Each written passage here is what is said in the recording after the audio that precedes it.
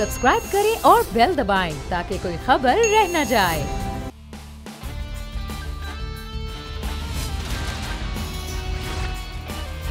अस्सलामुअलैकुम। The special report with Mudassar Iqbal के साथ हाजिर खिदमत है। नाज़रीन, बड़ा एक अहम मामला, इस्लामाबाद हाई कोर्ट का फैसला जो कल महफूज किया गया था आज वो सुना दिया गया है। और इस फैसले में जो तफसीली फैसला है, कहा जा रहा है कि कुछ देर के बाद वो भी जारी कर दिया जाएगा। लेकिन फैसले का सबसे अहम मरकज़ी मामला यही था कि चेयरमैन PTI की सज़ा मुअत्तल कर दी गई है और उन्हें ज़मानत पर रिहा करने के अहकामात हैं। हम बात करेंगे इस केस के हवाले से, फैसले से मुताल्लिक। हमारे साथ इस वक्त मौजूद हैं मोहम्मद उसामा गाजी साहब, सीनियर सहाफ़ी और तजज़ियाकार हैं। बहुत शुक्रिया उसामा आपके वक्त का। और हमें ज्वाइन किया है एहतशाम कियानी, हमारे कोर्ट रिपोर्टर हैं, मुसलसल इस केस को थ्रू आउट जब ये केस चला है मुसलसल इस पर रिपोर्ट कर रहे हैं हमारे प्रोग्राम्स में भी, और आपको बोल के मुख्तलिफ उनके बीपर्स जो हैं ऑडियो वो भी देखते रहते हैं। एहतशाम, सबसे पहले तो ये फैसला वकला कह रहे हैं कि एक्सपेक्टेड था कि ये मामला होगा, लेकिन इस वक्त जो है वो फैसले के तफसीली जो है वो सबसे बताइएगा कि वो जारी हो जाएगा आज ही की दिन में। देखिए, वकला अब एक्सपेक्टेशन का इजहार कर रहे हैं, लेकिन इससे पहले वो अदम एतमाद कोर्ट में भी कर रहे थे कि यहाँ से फैसला नहीं हो रहा। अच्छा। तो आज का जो फैसला है वो मुख्तसर चूंकि सजा थी तो उसको मुअत्तल हो जाना था। और चीफ जस्टिस के भी ये रिमार्क्स रहे हैं कि इस तरह की मुख्तसर सजा जो होती है उस पर तो नोटिस जारी किए बगैर भी उसे सस्पेंड किया जा सकता है। लेकिन अदालत ने मुनासिब समझा कि इलेक्शन कमीशन के वकील को भी सुना जाए और जो सवालात उठाए गए थे चेयरमैन PTI के वकला की जानिब से, सरदार लतीफ खोसा ने रिप्रेजेंट किया और उन्होंने ये कहा कि ट्रायल दुरुस्त तौर पर कंडक्ट नहीं किया गया, उस पर सवालात थे। ये भी कहा गया कि इलेक्शन कमीशन की जो ऑथराइजेशन थी वो भी दुरुस्त तौर पर नहीं दी गई, क्योंकि इलेक्शन कमीशन जो है वो कंप्राइजिंग ऑफ 5 मेंबर्स होता है, चीफ इलेक्शन कमिश्नर और 4 सूबाई मेंबरान होते हैं। लेकिन ये ऑथराइजेशन सेक्रेटरी इलेक्शन कमीशन की है जो कि एक्चुअली इलेक्शन कमीशन नहीं है। लेकिन इलेक्शन कमीशन के वकील ने फिर अदालत से कहा कि ये ऑथराइजेशन जो थी वो इलेक्शन कमीशन के मेंबरान ने मुतफिका तौर पर अपने फैसले में दी थी, जिसमें उन्होंने ऑफिस को डायरेक्ट किया था कि वो कंप्लेंट दायर करें। लेकिन अदालत ने इस पर सवालात उठाए और सेटिस्फेक्शन का वो लेवल नहीं था, क्योंकि चीफ जस्टिस आमिर फारूक ने ये पूछा कि अगर ऑफिस को डायरेक्ट किया गया तो सेक्रेटरी इलेक्शन कमीशन ने कैसे अज्यूम कर लिया कि उन्होंने ये कंप्लेंट दायर करनी है। DG लॉ करते, कोई और करता, कोई और ऑफिशियल भी कर सकता था। लेकिन अमजद परवेज जो कि इलेक्शन कमीशन के वकील हैं, उन्होंने कहा कि चूंकि secretary election commission administrative side पे हेड होते हैं, सरबराह होते हैं, तो इसलिए उन्होंने दरखास्त दायर की। तो चीफ जस्टिस ने एक मिसाल सामने रखी, उन्होंने कहा कि इसको इस तरह से देख लेते हैं कि अगर हाई कोर्ट के चीफ जस्टिस कोई कार्रवाई करना चाहते हैं तो एडमिनिस्ट्रेटिव हेड रजिस्ट्रार हैं, तो क्या वो रजिस्ट्रार को लिखेंगे या ऑफिस को लिखा जाएगा। अमजद परवेज ने कहा ये दोनों तरीके दुरुस्त हैं, लेकिन अदालत ने अपना ये सवाल बरकरार रखा। तीसरा सवाल था कि हक़ दिफा नहीं मिल सका।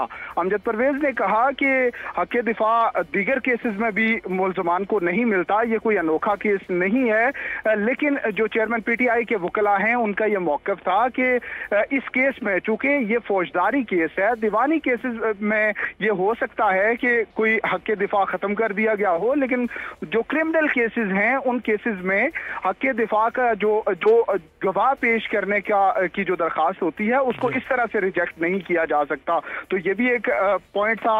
इसके अलावा ये इस तरह की जो कंप्लेंट इलेक्शन कमीशन की प्राइवेट कंप्लेंट है, इसका जो मुतल्लका फोरम था वो मैजिस्ट्रेट की अदालत कहा गया। ये सवाल नुक्ता उठाया गया कि ये कंप्लेंट जो है ये बराह रास्त सेशन अदालत में दायर नहीं की जा सकती थी, बल्कि मैजिस्ट्रेट की कोर्ट में दायर होनी थी और वहां पर इसको स्क्रूटनाइज करने के बाद ट्रायल के लिए सेशन अदालत में भेजा जाना था। इसका भी जवाब दिया अमजद परवेज ने। उन्होंने मुख्तलिफ अदालती फैसले भी अदालत के सामने रखे कि कभी भी ऐसा नहीं हुआ कि कोई मैजिस्ट्रेट की अदालत में इस तरह की कंप्लेंट गई हो।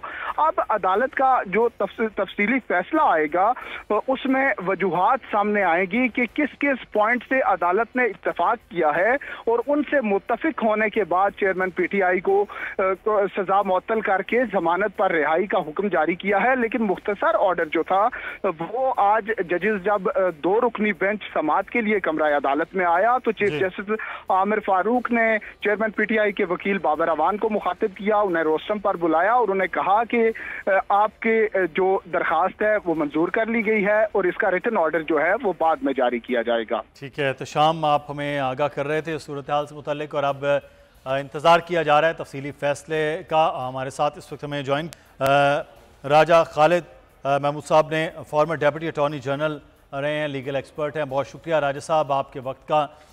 इस वक्त राजा साहब सबसे पहले तो ये जो फ़ैसला आया सज़ा मुअत्तली का, हम पहले भी आपसे बात कर रहे थे, सज़ा मुअत्तल हुई है, फ़ैसला बरकरार है, वो नाअहली का भी और जो जुर्म किया है उस जुर्म की सज़ा का भी, तो ये क्लियर कीजिएगा, ये ऐसा ही है आज के फैसले से मुताल्लिक?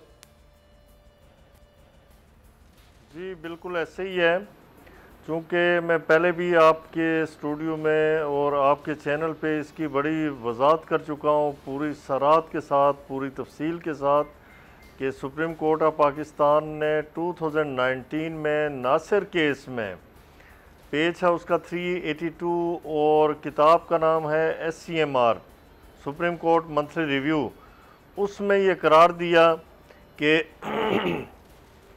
ये जो सस्पेंशन ऑफ सेंटेंस है उसके हवाले से कि would have no consequence on conviction of the candidate who wants to contest the elections either for the local bodies और फॉर द लेजिस्लेटिव बॉडीज़।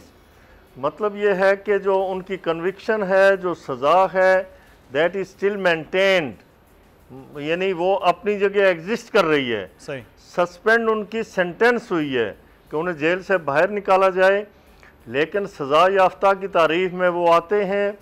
लिहाजा जो आर्टिकल 63 का 1H है तो उसकी रोशनी में ही stands disqualified to hold a public office और टू कंटेस्ट। क्लैरिटी होगी कि वो ये तमाम तर चीज़ें हैं, लेकिन उसामा गाजी साहब सियासी तौर पर पहला शायद ये एक इमरान खान के लिए थोड़ा रिलीफ है कि उनकी सज़ा मुअत्तली का मामला हुआ है, तो पीटीआई के लिए कुछ वो हवा का झोंका हम कह सकते हैं वो हो सकता है इसमें?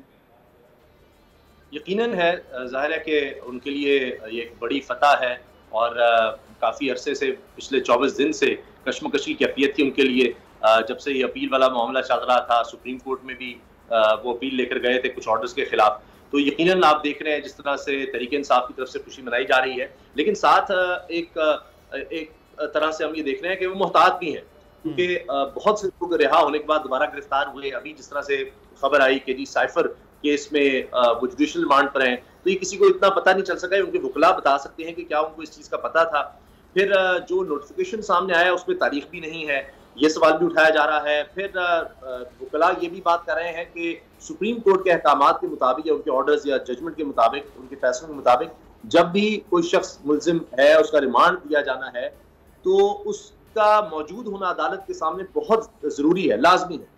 तो अब ये भी नहीं समझ आ रही कि इमरान खान साहब को कभी जेल से बाहर ले जाया गया जज साहब के सामने, ये जो उन्होंने साइफर वाले मामले में जो स्पेशल कोर्ट है उन्होंने रिमांड दिया हुआ है, जो नोटिफिकेशन सामने आया है, और अगर फिर या अदालत में जज साहब उनके पास गए थे, ये क्या हुआ है। लेकिन बात यह है कि ये तो भी चीज़ें चलेंगी आगे, और इसमें लगता यह है कि जो भी केस होगा फिर उसमें ज़ाहिर है कि कंटेस्ट तो किया जाएगा। वही बात जो हमने इसमें देखी है, कहीं पहले ट्रायल चलेगा, उसमें रिलीफ कोशिश होंगी, फिर हाई कोर्ट है, फिर सुप्रीम कोर्ट है।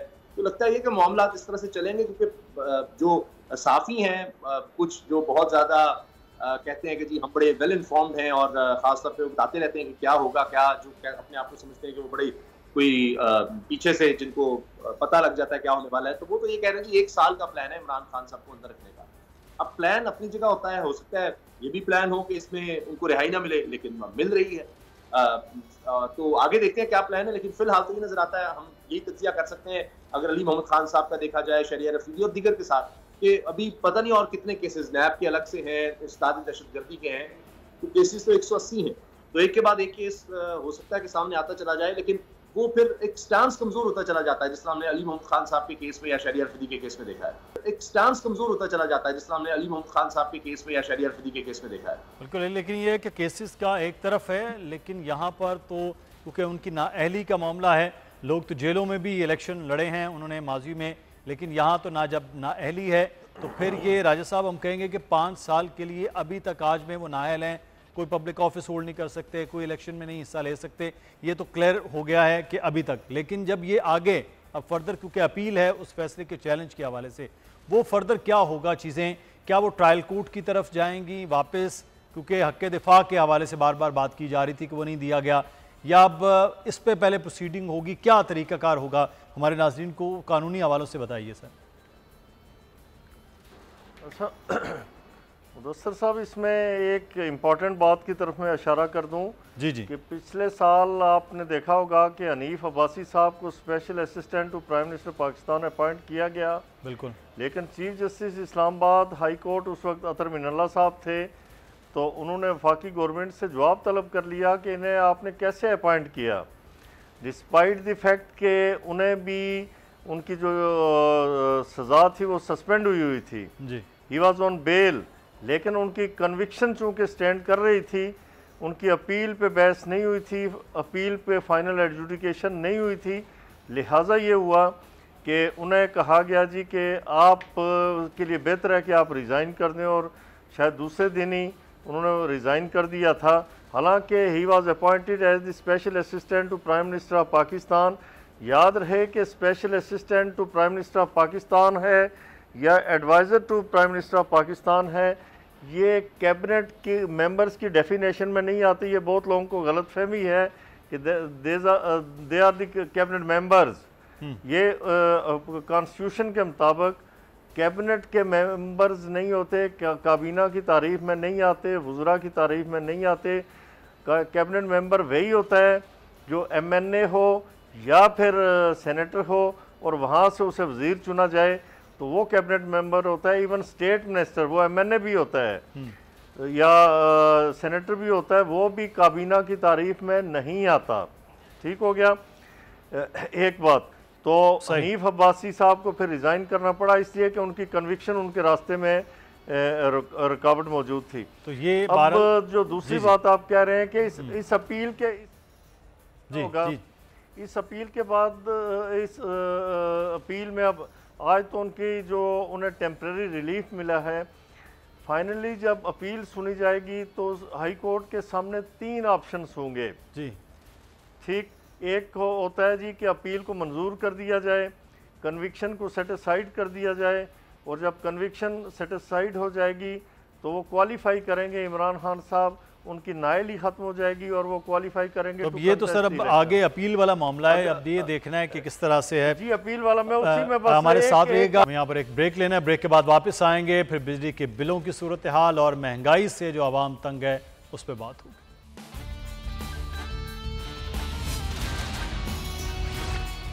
ब्रेक के बाद आपको खुश आमदीद कहते हैं। एक तरफ सिचुएशन ये है कि महंगाई है जिसकी वजह से कारोबार भी ठप नज़र आ रहे हैं, और दूसरी जानिब बिजली की कीमतें बढ़ी हैं, टैक्सेस का इजाफा हुआ है और लोगों में इस वक्त बेचैनी नज़र आ रही है। इस पर हम बात करेंगे। हमारे साथ इस वक्त मौजूद हैं अदनान भट्ट साहब, वाइस प्रेसिडेंट हैं Lahore chamber of commerce and industry के। बहुत शुक्रिया अदनान भट्ट साहब। और ज्वाइन किया है अब्दुर्रऊफ साहब ने, प्रेसिडेंट कराची होलसेल मार्केट हैं, उनसे भी बात कर दें।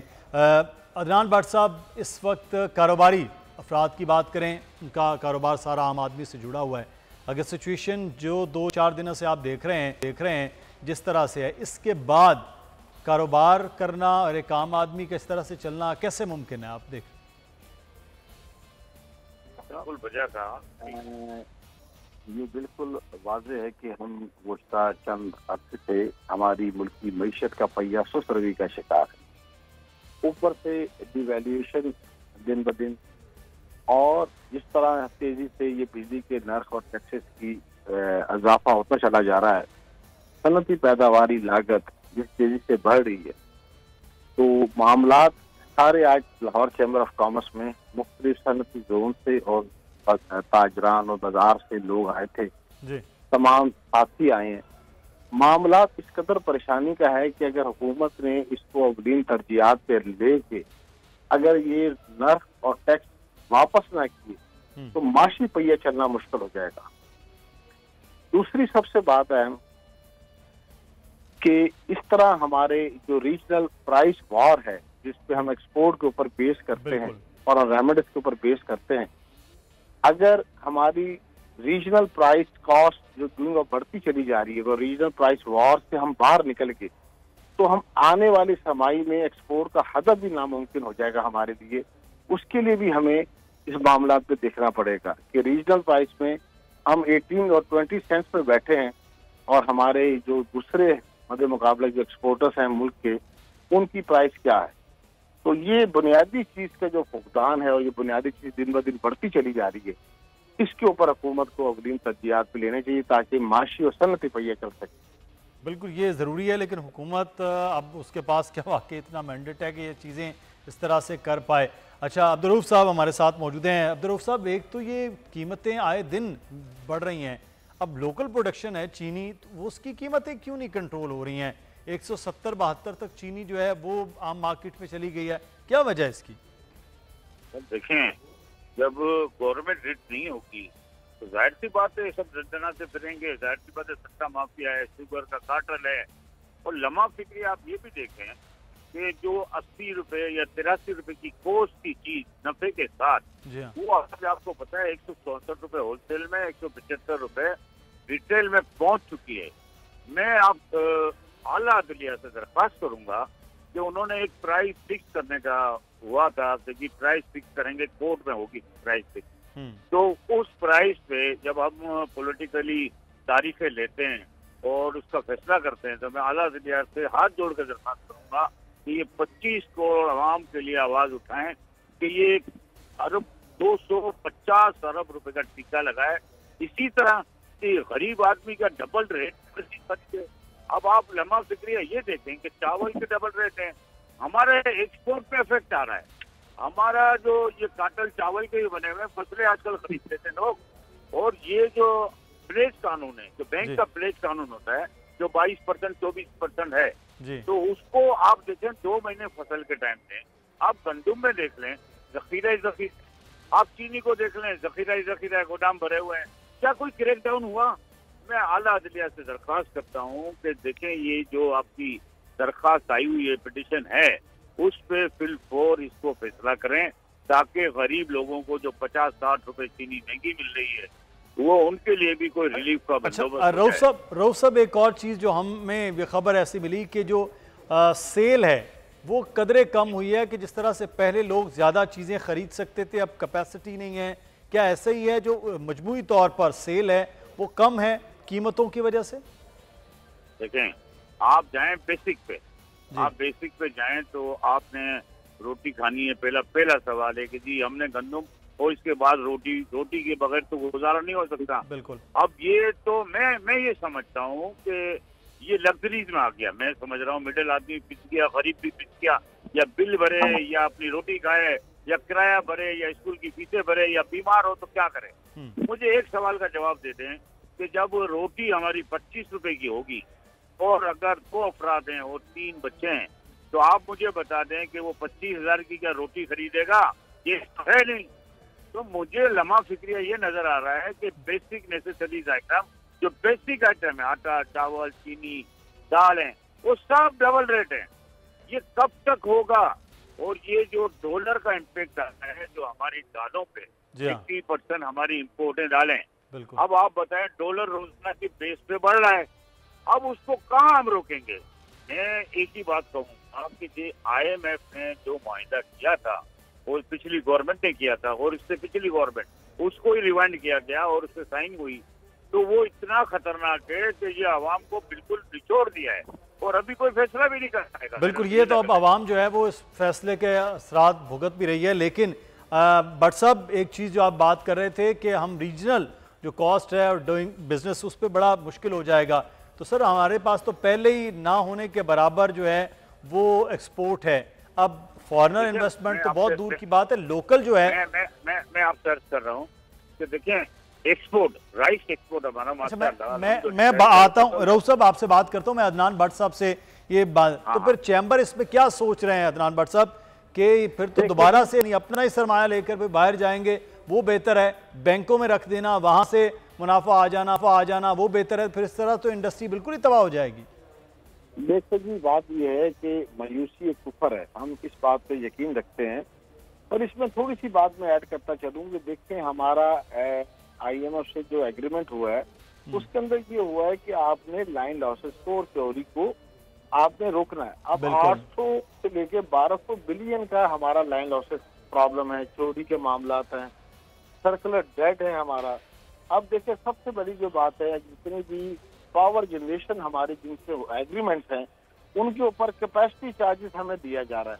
ऑलरेडी मईशत हाफ प्रोडक्शन के ऊपर है, इंडस्ट्री हाफ प्रोडक्शन के ऊपर परचेज है, हाफ प्रोडक्शन के ऊपर सेल्स है, हाफ प्रोडक्शन के ऊपर आपकी प्रोडक्शन चल रही है, उसके ऊपर कैपेसिटी चार्जेस आपने लगा दी जिसको MDI फिक्स टैक्स भी कहा जाता है।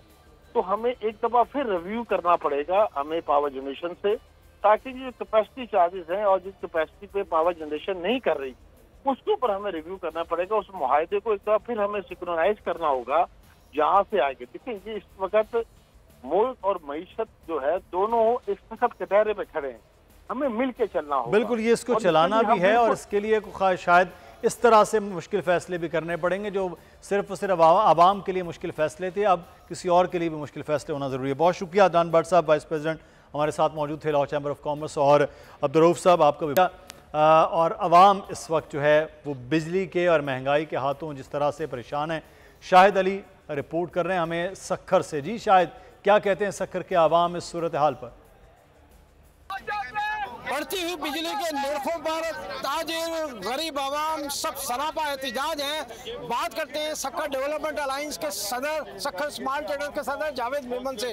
आप बताएं क्या सूरत हाल देख रहे हैं आप? इतने बिजली के बिल में ज्यादा आ रहे हैं, लोगों की क्या सूरत हाल है? देखिए लोग इस वक्त खुदकुशियां कर रहे हैं, लोग मजबूर हो गए, इस वक्त परेशान हो गए, और इधर ये हालत बिजली की वापडा वालों ने कर दी है कि लोग इस वक्त अपने आप को आग लगा रहे हैं। बिजली के बिल भरने से कासिर है, किसी सूरत में नहीं भर सकते। इंडिया दे रहे हैं कि वो बिजली के आइंदा बिल जो है उस वक्त तक जमा नहीं कराएंगे जब तक हुकूमत जो है बिजली के बिलों पे नहीं करेगी। ठीक है, बहुत शुक्रिया। शायद हमें सूरत हाल से आगाह कर रहे थे। यहाँ पर खेल के मैदान से खबर आपको देंगे कि chairman PCB management committee Zaka Ashraf की बोल से गुफ्तगू पाकिस्तान में एशिया कप का इनेकाद खुशाइंद है। ये कहा गया ज़का अशरफ की जानिब से एशिया कप के लिए तमाम बोर्ड्स के सरबराहान को दावत दी है। अब्बास शब्बीर से उन्होंने क्या गुफ्तगू की है ज़का अशरफ ने, आइए आपको दिखाते हैं। सर, अफ़गानिस्तान, नेपाल यहाँ पर है और भी गेस्ट आ रहे हैं। कैसा खुशी का मौका है कि एशिया कप पाकिस्तान में आ रहे हैं? ये बड़ी खुशी की बात है कि एशिया कप पाकिस्तान आ रहा है, लेकिन एक हाइब्रिड मॉडल के तहत हम चल रहे हैं, जो मैं समझता हूँ कि इससे बेहतर भी नेगोशिएट किया जा सकता था, बट अब जो हमारे प्रेडिसेसर्स कर चुके हैं उसके तहत हम आगे चल रहे हैं। और मेरी ये लगता है कि इंशाल्लाह इस दफ़ा पाकिस्तान की झोली में इंशाल्लाह कामयाबी होगी। वर्ल्ड कप लेके हम घर आएंगे, एशिया कप भी इंशाल्लाह जीतेंगे।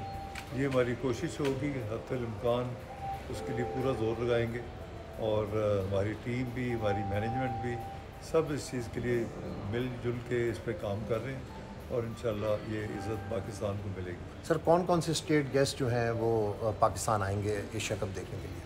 जो बोर्ड्स के हैं, मैंने जो सुना है कि मैंने इन्विटेशन तो सबको भेजी थी, लेकिन BCCI के प्रेसिडेंट और उसके वाइस प्रेसिडेंट भी 4 तारीख को पाकिस्तान आ रहे हैं। ये भी बड़ी एक खुशाइन बात है, क्योंकि एक इंडियन बोर्ड के सरबराह और उनके नायब सरबराह भी आ रहे हैं, और जिम्बाब्वे के जो मैंने सुनने में आया है कि उसके जो प्रेसिडेंट हैं क्रिकेट के वो भी आ रहे हैं, और अभी और पता चलेगा और कौन कौन आता है, तो फिर इंशाल्लाह इसके फाइनल। सर, किट के ऊपर झंडा किसकी एडवाइस थी, और ये क्यों कैसे आया कि किट के ऊपर पाकिस्तान का झंडा होना चाहिए? नहीं, मुझे तो ये फ़ख्र होता है, और मैं देखता हूँ कि I am proud to be a Pakistani, और पाकिस्तान का फ्लैग जो है जब कहीं नज़र आता है तो इंसान का जोश और जज्बा ही डिफरेंट हो जाता है।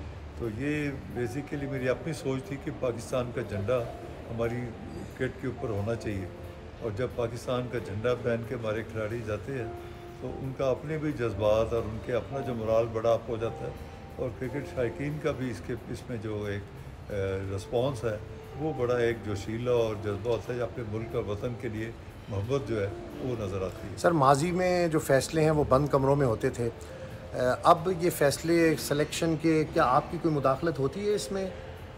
नहीं जी नहीं, मैं तो कभी भी उसमें नहीं बिलीव करता। मैं सोचता हूँ कि जो मेरिट पे सिलेक्शन होनी चाहिए। इंज़माम एक बहुत अच्छा नाम है, बड़ा नाम है पाकिस्तान के क्रिकेट में। उनको मैंने रिक्वेस्ट की कि वो आके इसकी क़यादत करें और सिलेक्शन में आए, और ताकि पाकिस्तान की जो सिलेक्शन है वो मेरिट पे हो, कोई उसमें मुदाखलत नहीं होनी चाहिए। वो अगर मशवरा चाहेंगे तो जिनसे चाहे मशवरा कर लें, अगर नहीं या वो खुद अगर 100% श्योर है तो वो करें। हमें उन पर एतमाद है, तो एतमाद करके ही इस तरह मैनेजमेंट चलती है। ये मुदाखलत से जो होता है फैसले वो गलत हो जाते हैं। Chairman PCB management committee Zaka Ashraf की गुफ्तगू आप सुन रहे थे। और दूसरी जानिब इस वक्त एशिया कप की भरपूर किस्म की तैयारियां हैं। हम बात करेंगे एजाज़ वसीम बाकरी से। एजाज़, मुल्तान का स्टेडियम सज गया है, कल मैच होगा नेपाल और मेज़बान पाकिस्तान के दरमियान। कैसी पाकिस्तान की तैयारियां और किस तरह के मैच की तवक्को, और मुल्तान का स्टेडियम फिर?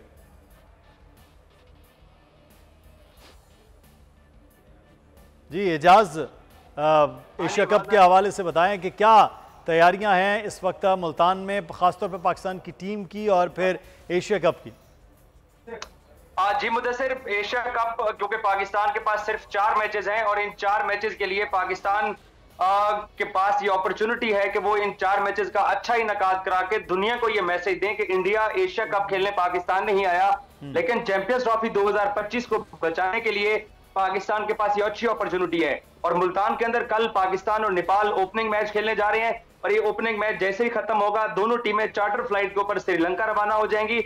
उसके बाद अफगानिस्तान की जो टीम है वो 2 मैचेस पाकिस्तान में उन्होंने खेलने हैं, वो ऑलरेडी लाहौर में मौजूद हैं। और कल क्योंकि कजाफी स्टेडियम में हल्की बारिश हुई थी तो ग्राउंड वेट होने की वजह से बॉब बुलमर इंडोर स्कूल के अंदर अफगानिस्तान ने ट्रेनिंग की है, जबकि बांग्लादेश और श्रीलंका ये परसों अपना पहला मैच श्रीलंका कैंडी में खेल के चार्टर फ्लाइट के जरिए ये लाहौर पहुंचेंगे और फिर श्रीलंका और बांग्लादेश भी यहां पर खेलेंगे। पाकिस्तान क्रिकेट टीम कल अपना इफ्तिताही मैच खेलने के बाद श्रीलंका रवाना हो जाएगी, जहां 2 सितंबर को रवायती हरीफ इंडिया के साथ पाकिस्तान का मुकाबला है। जी मुदस्सिर, ठीक है, बहुत शुक्रिया एजाज, हमें आप आगाह कर रहे हैं। कप का कल का मैच है पाकिस्तान और नेपाल के दरमियान, और बेस्ट ऑफ लक कहते हैं पाकिस्तान की टीम को। कल के मैच पर हम इंशाल्लाह बात करेंगे। मुदस्सिर इकबाल को इजाज़त दीजिए, अपना ख्याल रखिएगा नाज़रीन, अल्लाह हाफ़िज़।